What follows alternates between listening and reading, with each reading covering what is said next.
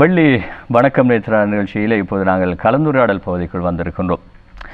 இன்று காலை வேளையிலே நாங்கள் தலைப்பாக இந்த போதைவஸ்து பாவனையை ஒழிப்பது, போதைவஸ்து பாவனையற்ற இளம் சமுதாயத்தை உருவாக்குவது என்பது தொடர்பிலே நாங்கள் பேசியிருந்தோம் இல்லையா?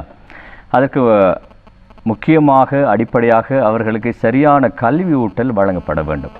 ஒரு சமூகம் எழுச்சி பெற வேண்டுமாக இருந்தால், வளர்ச்சி பெற வேண்டுமாக இருந்தால் கல்வியின் பால் அவர்கள் உயர வேண்டும். கல்வி இல்லை என்று சொன்னால் எங்களுடைய வாழ்க்கையை நாங்கள் ஒரு மேம்பட்ட நிலைக்கு கொண்டு வருவது மிகுந்த ஒரு கஷ்டமான ஒரு விடயமாக இருக்கும். இன்று கல்வி தான் இந்த உலகையே ஆட்டிப்படைத்து கொண்டிருப்பது கல்வி, ஏதோ ஒரு கல்வி. அந்த அடிப்படையில் நாங்கள் சரியான கல்வியை, முறையான கல்வியை எங்களுடைய இளம் சமுதாயத்தினருக்கு கொடுக்க வேண்டிய ஒரு கடப்பாடு எங்களுக்கு இருக்கிறது. எனவே நாங்கள் அது தொடர்பிலே அவதானம் செலுத்த வேண்டும், கவனம் செலுத்த வேண்டும். எங்களுடைய இளம் பராயத்தினருக்கு, எங்களுடைய பிள்ளைகளுக்கு, எங்களுடைய மாணவ சமூகத்துக்கு சரியான கல்வி வழங்க வேண்டும். அவ்வாறு இன்று சமூகத்திலே கல்விகளை வழங்கக்கூடிய பல அமைப்புகள், கல்லூரிகள், நிறுவனங்கள் இருக்கின்றன.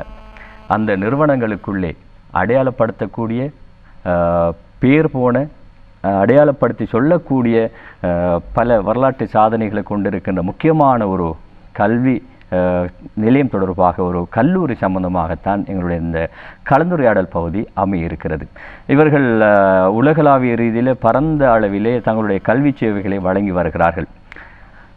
இவர்கள் யார், இந்த கல்வி நிறுவனத்தை நடத்துபவர்கள் யார், இந்த கல்லூரி என்ன கல்லூரி என்பது தொடர்பாக நாங்கள் பேசுவதற்கு முன்பு எங்களுடைய நாட்டிலே கல்வியிலே, கலையிலே, இலக்கியத்திலே மிகப்பெரிய ஒரு தொண்டாற்றியவர் தான் நவாலியூர் சோமசுந்தர புலவர் அவர்கள். 1878ஆம் ஆண்டு யாழ்ப்பாணம் நவாலியிலே பிறந்த அவர்கள் 15,000க்கும் மேற்பட்ட செய்யுள்களை பாடி எங்களுடைய கலை இலக்கியத்துக்கு மிகப்பெரிய ஒரு வளர்ச்சி சேர்த்த ஒருவர். தங்க தாத்தா என்று அழைக்கப்பட்டவர். இன்றும் அவருடைய பெருமைகள், அவருடைய கல்விகள், அவருடைய இலக்கியங்கள், அவருடைய இதிகாசங்கள் எங்களுடைய வாழ்வியலுக்கு வளர்ச்சி சேர்த்து கொண்டிருக்கின்ற இந்த சந்தர்ப்பத்திலே அந்த நவாலியூர் சோமசுந்தர புலவர் அவர்களுடைய பூட்டன் அவர்கள் தான் இன்று கலையகம் வந்திருக்கிறார்கள். இன்று உலகளாவிய ரீதியிலே கல்வி நடவடிக்கைகளை மேற்கொண்டு வருகின்றது கிரிஃபன் கல்லூரி, கிரிஃபன் காலேஜ் என்று சொல்லக்கூடிய லண்டனிலே பிரதான மையமாக கொண்டு செயற்பட்டு வருகின்ற அந்த கல்லூரி இன்று இலங்கையிலும் தன்னுடைய செயற்பாடுகளை முன்னெடுத்து வருகிறது. இலங்கையில் மட்டுமல்ல, பல நாடுகளில். இது தொடர்பாக நாங்கள் விரிவாக பேசுவோம். அந்த கிரிஃபன் கல்லூரியினுடைய முகாமைத்துவ பணிப்பாளராக இருக்கின்ற திரு மதிப்புக்குரிய நாதன் ராகுலன் அவர்கள் வரை தந்திருக்கிறார்கள். வணக்கம். வணக்கம். அதே போல் அந்த கிரிஃபன் கல்லூரியினுடைய தவிசாளராக, சேர்பர்சனாக இருக்கின்ற திருமதி டாக்டர் ராகுலன் அவர்கள் வந்திருக்கிறார்கள். வணக்கம். எப்படி இருக்கிறீங்க? நல்லா இருக்கு. நீங்கள் எப்படி? நான் ரொம்ப நல்லா இருக்கிறேன். எப்படி இலங்கைக்கு எப்போ வந்தீங்க? எப்படி இருக்குது இலங்கையெல்லாம்? நன்றாக இருக்கிறது. இலங்கைக்கு கடந்த வெள்ளிக்கிழமை நாங்கள் இங்கே வந்து நாங்கள் ஏனென்றா கடந்த ஆண்டு இங்கே நடைபெற்ற பரீட்சைகளுக்குரிய சான்றிதழ்கள் வழங்கும் விழாவை நாங்கள் முன்னெடுத்திருந்தோம். அந்த போன வருடம் எங்களுக்கு 3026 மாணவர்கள் எங்களிடம் பரீட்சை எடுத்திருந்தார்கள். அவர்கள் மாவட்ட ரீதியாக 15 மாவட்டத்தில் போன வருஷம் எங்களுக்கு இங்கே பரீட்சை நடந்தது. அப்போ அதை 5 மாவட்டங்களாக நாங்கள் பிரித்து 25ஆம் தேதி யாழ் மாவட்டத்திலும், 26ஆம் தேதி மன்னார் மாவட்டத்திலும், 28ஆம் தேதி பற்றிக்கொள் மாவட்டத்திலும், 29ஆம் தேதி ஹட்டன் மாவட்டத்திலும், இன்று 31ஆம் தேதி கொழும்பு மாவட்டத்திலும் இந்த சான்றிதழ் வழங்கும் விழாவை ஏற்பாடு செய்திருந்தோம். அதற்காகவே நாங்கள் ஒரு வாரம் விடுமுறைக்காக இங்கே வந்து இதன் பணிகளை மேற்கொண்டுள்ளோம். பரந்துபட்ட அளவில் உங்களுடைய பணியை செஞ்சு வாரீங்க.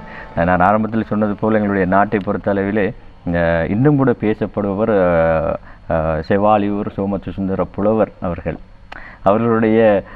அவர்கள் வாழ்ந்த காலத்தில் நாங்கள் வாழ்ந்ததில்லை. ஆனால் அவர்களுடைய கொள்ளு பேரனில் பூட்டன். சரி, பூட்டனோடு இன்று இந்த கலையத்தில் இருக்க கிடைத்தது மிகப்பெரிய வரமாக இருக்கிறது. சரி, இந்த வழியில் ஒரு சிறியதொரு வீடியோ காணொளி இருக்கிறது, அதனை பார்ப்போம்.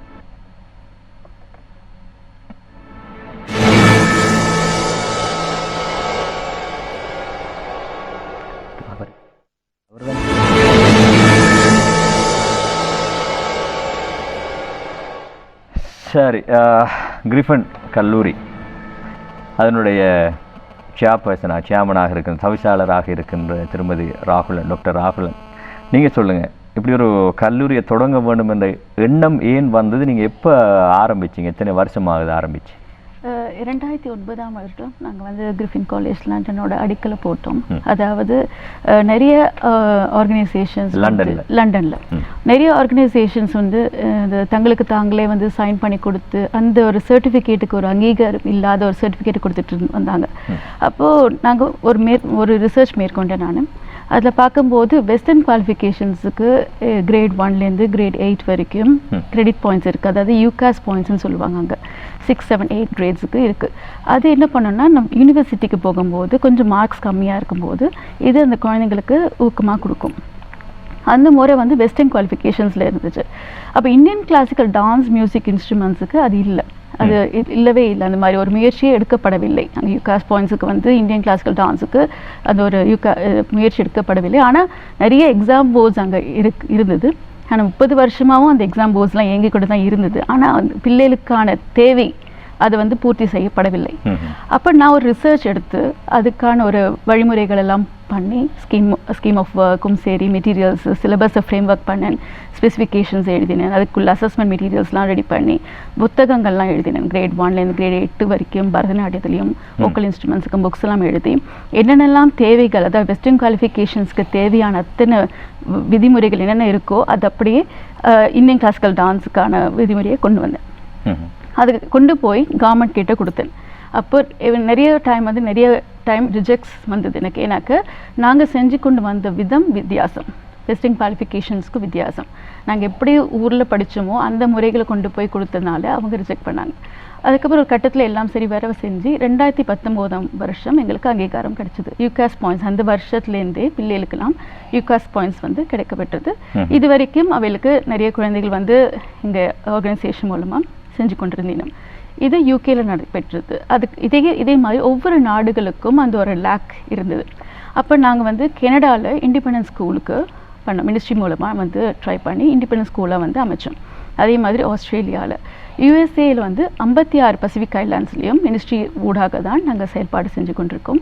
அதே மாதிரி ஸ்ரீலங்காலேயும் எல்லா மாவட்டத்திலையும் நாங்கள் வந்து எல்லா டிஸ்ட்ரிக்ட் கோஆர்டினேட்டர்ஸ், பிரின்சிபல் அமைத்து, டிஸ்ட்ரிக்ட் கோஆர்டினேட்டர்ஸ், அட்வைசரும் அமைத்து அவங்களோட ஆலோசனை மூலமாக ஒவ்வொரு விஷயமும் செய்து கொண்டு இருக்கிறோம்.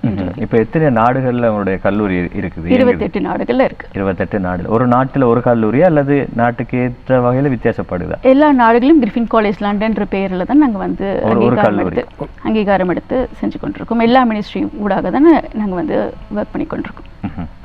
சரி, இப்போ ஒரு கல்லூரியை வந்து ஒரு நாட்டில் ஃபங்க்ஷன் பண்ணுறது ரொம்ப கஷ்டம். அப்படி இருக்கிற நேரத்தில் வந்து இப்போ நீ 28 நாடுகளில் இதை நிறுவி அதை முகாமைத்துவம் செய்துட்டு வாரன்றது வந்து இலகுவான காரியம் இல்லை. அதை எப்படி நீங்கள் சாத்தியப்படுத்துறீங்க? நீண்ட கால உழைப்பு. எப்படின்னு சொன்னால், நாங்கள் ஆரம்பத்தில் வெறும் ஒரு 60 மாணவர்களுடன் இங்கிலாந்தில் மட்டும்தான் ஆரம்பித்தேன். நாங்கள் ஆரம்பிக்கப்பட்ட பத்மா சொன்ன மாதிரி நாங்கள் ஆரம்பித்து எடுத்துக்கொண்டு போகும்பொழுது, அதாவது ஒரு தமிழ் சமுதாயத்துக்கு இடையில் அங்கீகாரம் இல்லாத நிறைய விடயங்கள் நடந்துருந்தது. அப்போ எங்களோட பிள்ளைகள், அந்த பிள்ளைகளை தாய்மார்கள் தகப்பன்மார்கள் கஷ்டப்பட்டு வேலைக்கு போய் அந்த காசை கொடுத்து, கலையாக இருக்கலாம் இல்லாத வேறு விதமான படிப்பாக இருக்கலாம், அதை முயற்சி படிக்கும்போது அதுக்கு தகுந்த அங்கீகாரம் இல்லாத சான்றிதழ் கிடைச்சது. அப்போ அந்த அங்கீகாரமான சான்றிதழை வைத்து மாத்திரமே நாங்கள் இன்றைக்கு 28 நாட்டுக்கு உள்ளே போயிருக்கோம். எந்த நாட்டுக்கு நாங்கள் அங்கே போயிருந்தாலும் அந்த நாட்டில் இந்த குறைபாடுகள் இருந்துச்சு. அப்போ நாங்கள் என்ன செய்தோம், இங்கிலாந்து மையமாக இருக்கிற ஒரே காரணத்தினால ஒவ்வொரு நாடும் எங்களை அங்கீகரித்து அதுக்குரிய வழிமுறைகளை ஏற்படுகிறது. ஏன் இன்றைக்கு பார்த்தீங்கன்னா இந்தியாவில் எடுத்தீங்கன்னு சொன்னால், இந்த கலைகள் சம்பந்தமாக இந்தியாவில் தான் எங்களுக்கு தாய் நாடு. அதே இந்தியா நாட்டில் நான் இன்றைக்கு கிரிஃபின் கல்லூரி லண்டன் என்றால் ஒரு தலை சிறந்த கல்லூரியாக விளங்குகின்றது. தமிழ்நாடு மட்டுமல்ல, ஆந்திரா, பொம்பே, பூனா, பெங்களூர், குறிப்பாக பெங்களூரில் கிட்டத்தட்ட எங்களுக்கு ஆயிரக்கணக்கான மாணவர்கள். அப்போ அப்படி ஒவ்வொரு நாட்டிலையும் நாங்கள் போகும்போது தரம் அண்ட் அங்கீகாரம் மாத்திரமே எங்களை 28 நாடுகளுக்கு கால் ஒன்று வைத்தது. அந்த அங்கீகாரத்தை நாங்கள் இங்கிலாந்து இலங்கையிலே கொண்டு வந்து முயற்சி பண்ணோம். அதிலும் இன்று வெற்றி கண்டு 5 மாவட்டங்கள் வெற்றிகரமான சான்றிதழ்களை கொடுப்பதற்கு ஏற்பாடு செய்திருக்கின்றோம். சரி, நீங்கள் சொல்லுங்கள் திருமதி டாக்டர் ராகுலன். இப்போ உங்களுடைய இந்த கல்லூரியில் இருக்கின்ற சப்ஜெக்ட்ஸ் பாடப்பரப்புகள் என்னென்ன அடிப்படையில் நீங்கள் டிவைட் பண்ணியிருக்கிறீங்க, எப்படியான நீங்கள் கல்வி திட்டங்களை முன்னெடுத்து வாரீங்க அப்படின்றது? ஆமாம், கிரிஃபின் காலேஜ் லண்டனை பொறுத்த வரைக்கும் 3 விங் இருக்குது. ஒன்று அகாடமிக், ஒன்று பெர்ஃபார்மிங் ஆர்ட்ஸ், லாங்குவேஜஸ். அகாடமிக் விங்கில் வந்து எல்லாமே ஒகேஷ்னல் குவாலிஃபிகேஷன்ஸ் இருக்குது. And then GCSE A levels பிள்ளைகளுக்கும் நாங்கள் வந்து படிப்பிச்சு கொண்டுருக்கோம். ஒகேஷ்னல் குவாலிஃபிகேஷன் போது நர்சிங் இருக்குது, டீச்சர்ஸ் ட்ரைனிங் இருக்குது. அதே மாதிரி பிஸ்னஸ் மேனேஜ்மெண்ட்டும் வச்சுருக்கோம், ஹியூமன் ரிசோர்ஸ் மேனேஜ்மெண்ட் வச்சுருக்கோம். அதே மாதிரி பெர்ஃபார்மிங் ஆர்ட்ஸ்ன்னும் போது நாங்கள் dance, music and vocal instruments and percussion இன்ஸ்ட்ருமெண்ட்ஸை பிரிச்சிருக்கோம். டான்ஸ்ன்னு வரும்போது நாங்கள் பரதநாட்டியம், கதக், குச்சிப்புடி, மோகினியாட்டம், ஒடிசி, மணிப்பூரி, கண்டியன் டான்ஸ் எல்லாமே இருக்குது. அது தவிர நட்டுவாங்கம் நாங்கள் வந்து புதுசாக இப்போது டிப்ளமா இன் நட்டுவாங்கம்னு சொல்லிட்டு ஒரு 4 லெவல்ஸாக பிரித்து இப்போது செயல்பாடு பண்ணிகிட்ருக்கோம். அது சீக்கிரம் வெளியிடுவோம். அதேமாதிரி வோக்கல் இன்ஸ்ட்ருமெண்ட்ஸில் வோக்கல், வயலின், வீணை, கீபோர்ட், கித்தார் எல்லாமே இருக்குது. பெர்கஷனில் மிருதங்கம், தப்லா, டபிள், நாதஸ்வரம் அதில் வச்சுருக்கோம். நாங்கள் 2 இருக்குது. ஸோ இது 3 பிரிவு, அதாவது dance, vocal instruments and percussion instruments. லாங்குவேஜ்னு வரும்போது தமிழ், அது முக்கியமாக நாங்கள் கொண்டு வந்திருக்கோம். அதுக்கும் அங்கீகாரம் எடுத்து வச்சிருக்கோம். லண்டன்லையும் கனடா போன்ற நாடுகளையும் தமிழ் இருக்குது. தமிழ் அதுக்கும் பாயிண்ட்ஸ் இருக்குது, பாயிண்ட் சிஸ்டம் இருக்குது. ஆங்கிலமும் அங்கே இருக்கிறது, ஆங்கிலத்திலே கல்வி நடவடிக்கைகள் ஆமாம் அந்த நாடுகளில் இருக்குது. அதனால் நாங்கள் ஆங்கிலம் எடுக்கிறது இல்லை, தமிழ் மட்டும்தான் லாங்குவேஜாக எடுத்திருக்கோம். சரி, இப்போ நீங்கள் சொன்ன இந்த தமிழர்களுடைய வாழ்வியலோடு ஒன்றித்து போன இந்த பரதநாட்டியமாக இருக்கலாம், குச்சிப்புடியாக இருக்கலாம், இப்படியான கலைகளுக்கு இலங்கை, இந்தியா போன்ற நாடுகளிலே ஒரு வரவேற்பு இருக்கும். அது எங்களுடைய வாழ்வியலோடு ஒன்றித்து போன ஒரு விடயம்.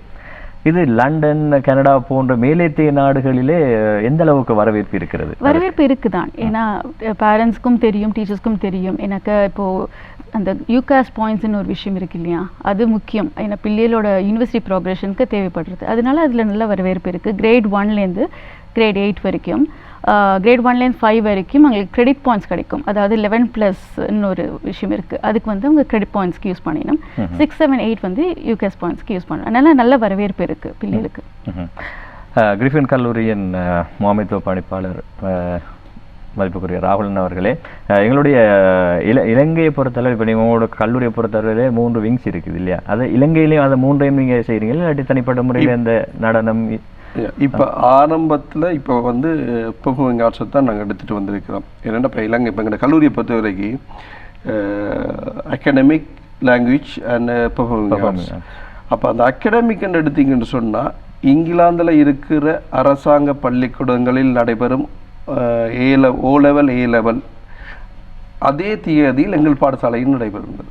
எங்களோட கல்லூரிக்கு எப்படின்னு சொன்னால் அரப் கண்ட்ரியில் இருந்தால் நிறைய மாணவர்கள் எங்களோட கல்லூரியில் கல்வி கற்க வருகிறார்கள் A level, O levelக்கு. அப்போ நாங்கள் அந்த இன்டர்நேஷ்னல் ஸ்கூலை இலங்கையிலையும் கொண்டு வரதுக்கு முயற்சியின் முதல் படிக்கட்டு தான் இது. அப்போ கண்டிப்பாக மன்னிக்கணும், அப்படி என்றால் உங்களுடைய கல்லூரி கல்வி கற்க வருகின்ற மாணவர்களுக்கான தங்குமிட வசதிகளும் செய்து கொடுக்க எல்லாமே செய்கின்றோம். போர்டிங் வசதிகளிலிருந்து எல்லாம் செய்து கொடுக்குறோம். அப்போ அதன் முதற்கட்ட நடவடிக்கை தான் இப்போ வந்து எங்களுடைய நுண்கலையை இலங்கைக்குள் எடுத்துகிட்டு வந்திருக்கோம். சரி, இலங்கை கூடிய சீக்கிரம் எங்களுடைய காலேஜ் நிரந்தரமான இடத்தில் இலங்கையில் அமையும். அதற்கான வேலைப்பாடுகள் நாங்கள் செய்து கொண்டிருக்கிறோம். இங்கே இருக்கின்ற அரசாங்கங்களுடன் பேச்சுவார்த்தைகள் நடந்து கொண்டிருக்கின்றது. கண்டிப்பாக அதை நாங்கள் இன்டர்நேஷ்னல் காலேஜாக இலங்கையை நாங்கள் நிறுவுவது எங்களுடைய மெயின் நோக்கம்.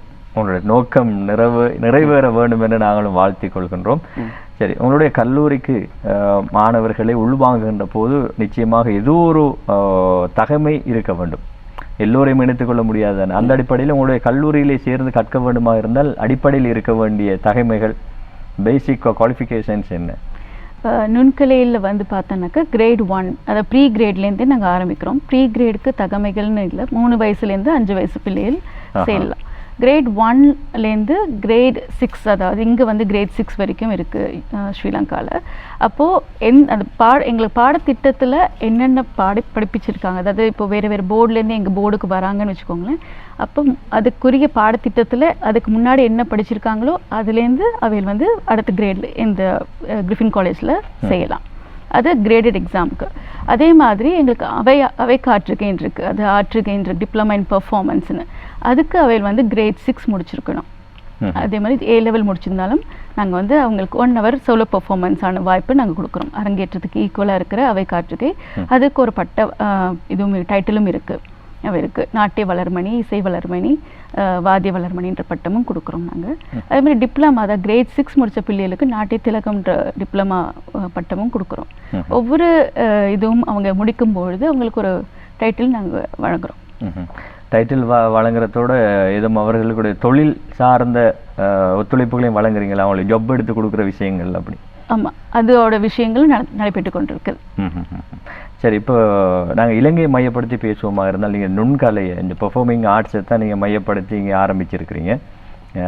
அந்த கல்வி நடவடிக்கைகளை மேற்கொள்றதுக்கான ஆசிரியர்களை வந்து இலங்கையிலே நீங்கள் செலக்ட் பண்ணியிருக்கிறீங்களா, இல்லை இந்தியாவிலேருந்து வராங்களா? இல்லை, இலங்கையில் தான் நாங்கள் வந்து ஒரு கட்டமைப்பு ஒன்று அமைச்சிருக்கிறோம். எங்களுக்கு ஒரு அட்வைசர் இருக்கலாம். அதே மாதிரி கண்ட்ரி கோஆர்டினேட்டர், அதாவது இங்கே பிரபலமானவர்கள், இந்த இலங்கையில் பிரபலமானவர்கள் தான் நாங்கள் ஒரு கட்டமைப்பு அமைச்சிருக்கோம். Country adviser, country coordinator, country principal, மற்றது அட்மினிஸ்ட்ரேஷன். அதை விட எல்லா மாவட்டத்திற்கும் ஒவ்வொரு கோஆர்டினேட்டர்ஸ் இருக்கிறோம். எல்லா மாவட்டத்துக்கும், இலங்கையில் இருக்க எல்லா மாவட்டத்துக்கும் கோஆர்டினேட்டர்ஸ். இப்போ இதை எடுத்தோம்னு சொன்னால், எங்களோட நுண்கலை எடுத்தோம்னு சொன்னால், நாங்கள் பரதநாட்டியம், குச்சிப்புடி அதுகளுக்கு மட்டும் இல்லை, கேண்டியன் டான்ஸ் செய்கிறோம், கதக் டான்ஸ் செய்கிறோம். கேண்டியன் டான்ஸில் எங்களுக்கு நிறைய வரவேற்பு இருக்கிறது. எங்களை சகோதர மக்களுக்கு இடையில் எங்களுக்கு கிரிஃபின் கல்லூரிக்கு நல்ல வரவேற்பு இருக்கிறது. ஏராளமானவர்கள் எங்களுடன் சேர்ந்திருக்கிறார்கள். இங்கே இருக்கிற பிரபல யூனிவர்சிட்டியில் இருக்கிற லெக்சர்ஸ் எங்களோட இருக்கணும். அப்போ அது ஒரு கட்டமைப்பு அமைச்சு தான் அது கூட தான் நாங்கள் வேலை செய்துருக்கோம். இப்போ பார்த்தீங்கன்னு சொன்னால், ஒரு கோஆர்டினேட்டருக்குள்ள கிட்டத்தட்ட ஒரு 40-50 டீச்சர்ஸ் இருக்கணும். ஒரு எப்படி சொல்கிறது, மாவட்ட கோஆர்டினேட்டருக்கு இன்னொரு கோஆர்டினேட்டர், அப்படியே நிறைய பேர் இருக்கணும். அந்த கட்டமைப்பு கூடாகவே எங்களால் வேலை செய்கிற இலகுவாக இருக்குது. ஏன்னா நாங்கள் இங்கிலாந்தில் இருந்து கொண்டு இங்கே வந்து இதை சாத்தியப்படுத்துவது இலகுவான காரியம் அல்ல. ஆனால் இன்று நாங்கள் கிரிஃபின் காலேஜ் சாதித்திருக்கிறது. 3026 பிள்ளைகளை ஒரே நேரம் நாங்கள் எடுத்திருக்கிறோம் என்றால் அது பெரிய, அது எப்படி சொல்கிறது, அது எங்களுக்கு பின்னால் இருந்து எங்களுடன் பணியாற்றக்கூடிய லெக்சர்ஸ் வேலை அவங்க கடின உழைப்பில் தான் இன்றைக்கி நடந்திருக்கு. அவர்களுக்கு தான் நாங்கள் முதலில் நன்றியை சொல்லிக்கொள்ளணும். நிச்சயமாக இப்போது 28 நாடுகளிலே உங்களுடைய கல்லூரி இயங்குகிறது என்று சொன்னால், சர்வதேச அளவிலே மிகப்பெரிய ஒரு அங்கீகாரம் இருக்கிறது. அந்த அங்கீகாரம் இல்லை என்று சொன்னால் இந்த அளவுக்கு உங்களால் இத்தனை கல்லூரிகளை நிறுவி இருக்க முடியாது இல்லையா? கண்டிப்பாக. சரி, இனி நாங்கள் உங்களுடைய இந்த கல்லூரியின் மூலமாக கற்று வெளியேறிய மாணவர்களுக்கான அவார்ட் செரமனி இல்லையா, அவர்களை பட்டமளிப்பு விழா ஒவ்வொரு மாவட்டங்களிலே இடம்பெற்று வருவதாக நாங்கள் அறிகிறோம். அது சம்பந்தமாக பேசுவோம். இப்போது எந்த கேட்டகரியிலே எந்த பிரிவில் உள்ள மாணவர்களுக்கான பரீட்சைகள் நடைபெற்றன, உங்களுடைய இந்த அவார்ட் செரமனி பட்டமளிப்பு விழாக்கள் எல்லாம் இவ்வாறு முன்னெடுக்கப்பட்டு வருகின்றன? கடந்த ஆண்டு யாழ்ப்பாணத்தில் பார்த்தீங்கன்னு சொன்னால் 3 பிரிவாக நாங்கள் பிரித்தோம். நாங்கள் தீவகம், அங்கால வடமராட்சி, மற்றது யாழ்ப்பாணம். அதில் நடைபெற்ற ஆற்றுகை எண்ணம், அதாவது பெர்ஃபார்மிங் ஆர்ட்ஸ், அதற்குரிய பட்டங்கள், அதை 12 மாணவர்கள் நிறைவேற்றியிருந்தார்கள் கடந்த ஆண்டு. அவர்களுக்குரிய கிராஜுவேஷன் நாங்கள் யாழ்ப்பாணத்தில் செய்திருந்தாங்க. அதை விட ப்ரே கிரேடில் இருந்து கிரேட் 8 வரைக்கும் எடுத்த பரீட்சையில் தோன்றிய மாணவர்களுக்குரிய சர்டிஃபிகேட் நாங்கள் சான்றிதழ் வழங்கியிருந்தாங்க. அதே மாதிரி மன்னார்லேயும் அதே தான். அதாவது போன வருடம் எங்கள் கல்லூரியில் ஆற்றுகை என்னும் தேர்வில் தோற்றுவித்து அதில் வெற்றி பெற்ற மாணவர்களுக்குரிய சான்றிதழை நாங்கள் வழங்கினோம். கிரேட் ப்ரீ கிரேட்லேருந்து அந்த அடிப்படையில் தான் இன்று 5 மாவட்டங்களிலும் ஏற்பட்டு நடந்திருக்கிறது. இன்று நடைபெற இருக்கும் கொழும்பு மாவட்டத்திலையும் அதே தான். கொழும்பில் 2 மாணவர்கள் ஆற்றுகையில் தோன்றினார்கள் போன வருடம். அவர்களுக்குரிய பட்டமளிப்பு இன்று வெகு விமர்சையாக நடைபெறும். பல 100 மாணவர்கள் இன்று சான்றிதழை பெற இருக்கிறார்கள். அது எங்கே இடம்பெறுகிறது? எத்தனை மணிக்கு? இன்று 3 மணிக்கு புத்திஸ் கல்ச்சர் சென்டரில் நடைபெறுகிறது. இங்கே கொழும்பு இன்று 3 மணி அளவில் ஆரம்பமாகும்.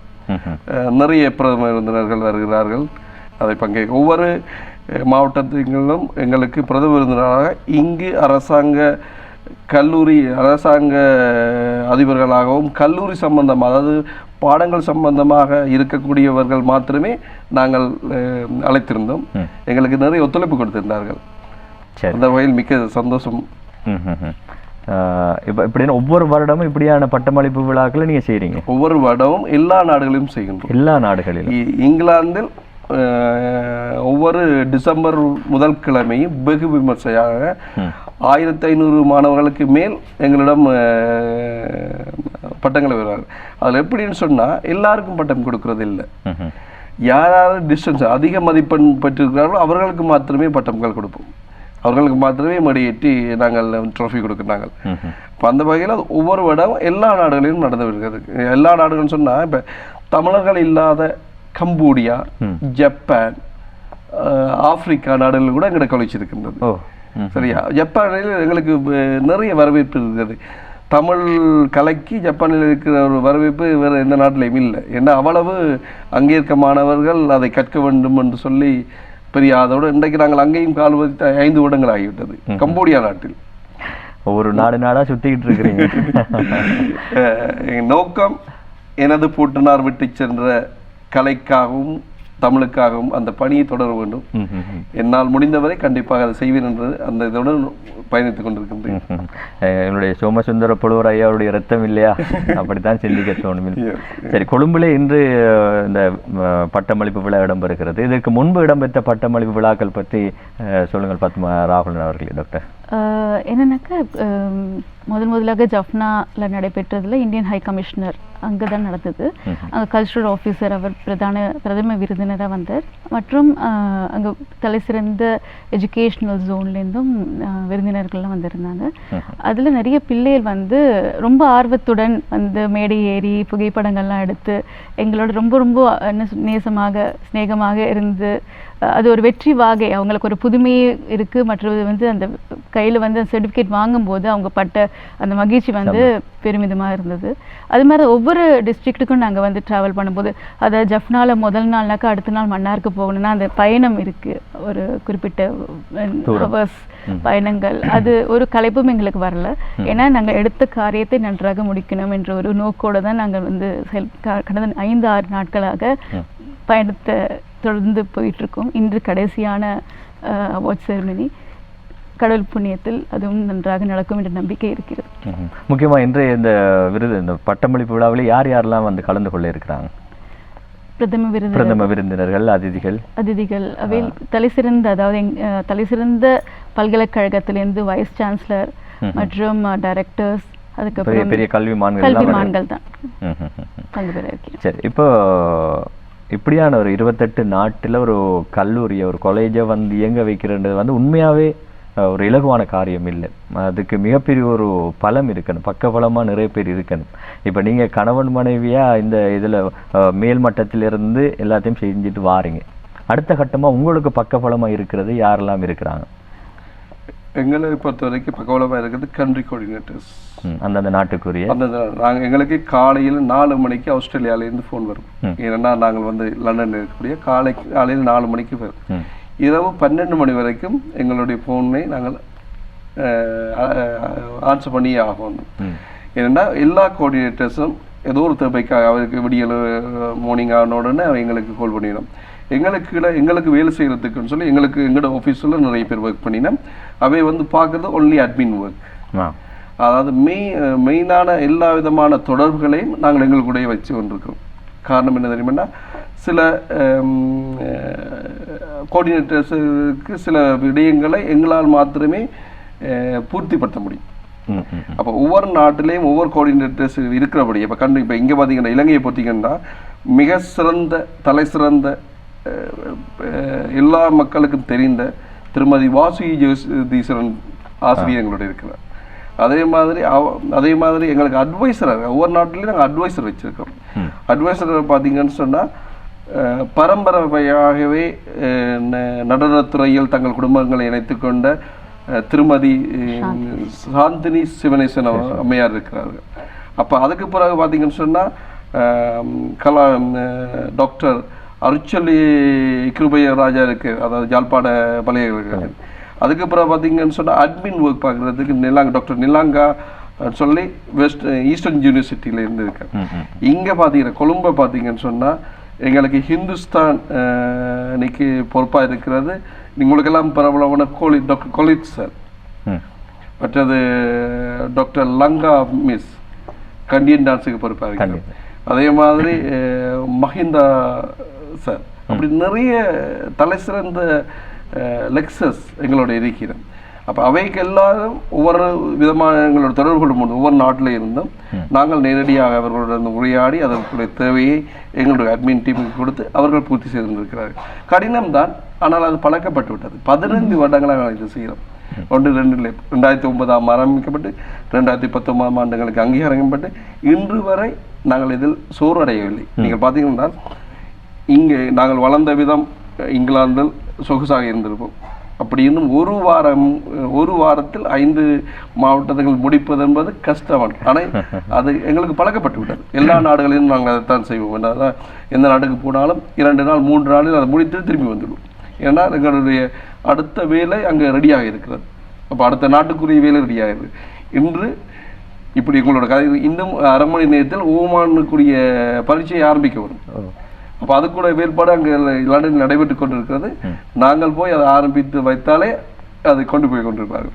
அதே மாதிரி தான் ஒன்றும் செய்ய முடியாது, பழக்கப்பட்டு விட்டது. ஆமாம் ஆமாம், உங்களுடைய ஹார்ட் ஒர்க், கடின உழைப்பு, நேர்த்தி, திட்டமிடல், பிளானிங், சரியான திட்டமிடல் இல்லாமல் ஹார்ட் ஒர்க் இல்லாமல் இதெல்லாம் செய்யவே முடியாது, சாத்தியமே இல்லை.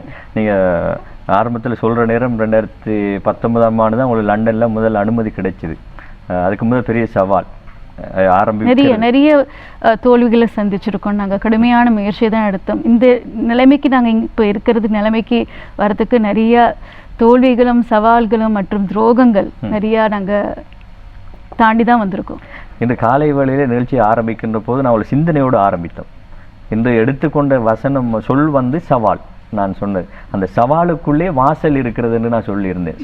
சவால் என்ற சொல்லிலே வாசல் இருக்கிறது என்று அதுக்கு பொருத்தமாக இருக்கிறது. நீங்கள் எத்தனை சவால்கள், அத்தனை சவால்களுக்குள்ளும் உங்களுக்கான வாசலை திறந்தது மாத்திரமல்ல, எங்களுடைய இளம் சமுதாயத்துக்கான வாசலை எல்லாம் நீங்கள் திறந்து விட்டுருக்கிறீங்க. எங்களுடைய இளம் சமுதாயம் விழித்து கொள்ள வேண்டும் என்பதற்காக உங்களுடைய தூக்கத்தை எல்லாம் தியாகம் செய்கிறீங்க.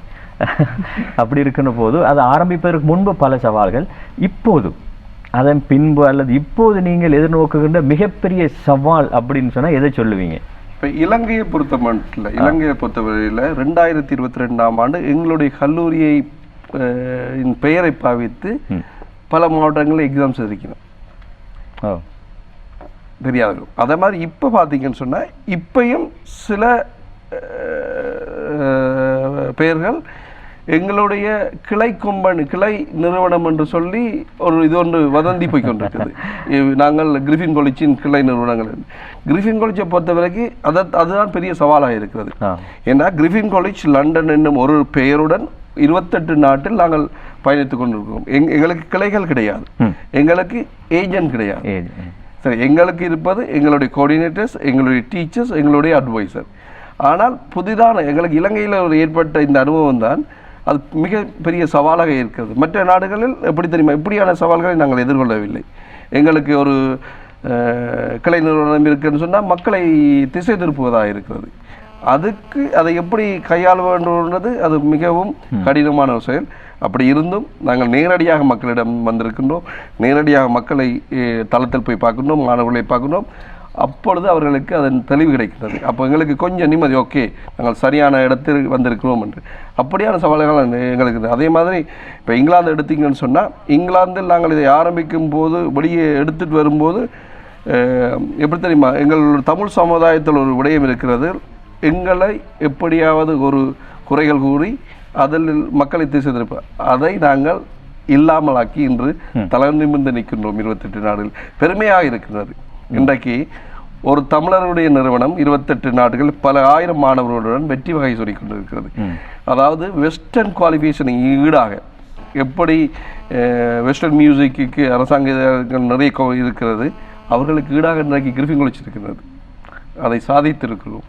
அதை சாதிப்பதற்கு நாங்கள் மாத்திரம் காரணமில்லை, எங்களுடன் பயணித்துக் கொண்டிருக்கும் கோஆர்டினேட்டர்ஸ், டீச்சர்ஸ், மாணவர்கள் எங்கள் மேல் வைத்திருக்கும் நம்பிக்கை, அந்த நம்பிக்கை தான் காரணம் இன்றைக்கு எங்களை ஊக்குவிக்கின்றது. அவர்கள் வைத்திருக்கும் நம்பிக்கை இன்றைக்கு யாழ் மாவட்டத்தில் 25ஆம் தேதி நாங்கள் இந்த செய்து முடிக்கும் போது அதன் பின் எங்களுக்கு வந்த ஃபோன் கால்கள் எங்களை இன்னும் உற்சாகப்படுத்துகின்றது. நல்லது நல்லது. 28 நாடுகளில் அல்ல, இன்னும் ஏராளமான நாடுகளிலே உங்களுடைய கல்லூரி நிலை பெற வேண்டும் என்று நாங்கள் மனமாற வாழ்த்திக் கொள்கின்றோம். உங்களுடைய எதிர்கால திட்டங்கள், உங்களுடைய செயற்பாடுகள் எல்லாமே வெற்றி அளிக்க வேண்டும் என்றும் நாங்கள் இந்த வேளையிலே பிரார்த்தித்துக் கொள்கின்றோம். சரி, இப்போது நாங்கள் நிகழ்ச்சியை நிறைவு செய்ய வேண்டும். இறுதியாக இது என்னுடைய ஒரு தனிப்பட்ட கேள்வி. இத்தனை நாடுகள், இத்தனை கல்லூரிகள், இந்த சிந்தனை முதலிலே எழுந்தது யாருக்கு? கணவருக்கா மனைவிக்கா? நாங்கள் 2 பேரும் கலந்து ஆலோசித்து, அதாவது நான் இந்தியாவில் பட்டம் படித்து இங்கிலாந்தில் அரசாங்க வேலையில் ஒரு கம்ப்யூட்டர் சாஃப்ட்வேர் இன்ஜினியராக அங்கே பணியாற்றி கொண்டிருந்து பத்மாவை திருமணம் முடித்த பின் பத்மா அங்கே வந்தவன் நாங்கள் வந்து 2 பேரும் ஆலோசித்து முடிவெடுத்த இதுதான் இன்று இவ்வளவு பெரிய ஒரு வெற்றிக்கு காரணமாக இருக்கிறது. சரி, அந்த அடிப்படையில் இப்படித்தான் சரியான ஆலோசனைகள், சரியான திட்டமிடல், வழிகாட்டல்கள் வந்து எங்களுடைய வாழ்க்கையை மேம்படுத்தும், செம்மைப்படுத்தும். அந்த அடிப்படையில் 28 நாடுகளிலே தன்னுடைய கல்லூரியை நிலைநிறுத்தி நிறுவி இன்று கல்விக்காக அரும்பாடுபட்டு கொண்டிருக்கின்ற, கல்வியை சமூகத்துக்காக வழங்கி கொண்டிருக்கின்ற கிரிஃபின் கல்லூரியினுடைய முக்கியமான 2 அதிதிகளைத்தான், 2 ஆளுமைகளைத்தான் நாங்கள் சந்தித்திருந்தோம். ஒருவர் கிரிஃபின் கல்லூரியினுடைய முகாமைத்துவ பணிப்பாளர் திருவாளர் மதிப்புக்குரிய நாதன் ராகுலன் அவர்கள், அதே போல அந்த கல்லூரியினுடைய தவிசாளராக சேர்மனாக இருக்கின்ற டாக்டர் பத்மா ராகுலன், இருவருக்கும் நாங்கள் இந்த வேளையில் எங்களுடைய நிலைய கலையும் சார்பாக மனமார்ந்த நன்றிகளை தெரிவித்துக் கொள்கின்றோம். ஓகே, ரொம்ப நன்றி. சரி, நிகழ்ச்சியிலே அடுத்து ஒரு பாடல் இருக்கிறது. பாடலை தொடர்ந்து அடுத்த கலந்துரையாடல் பகுதியினூடாக நாங்கள் சந்திப்போம்.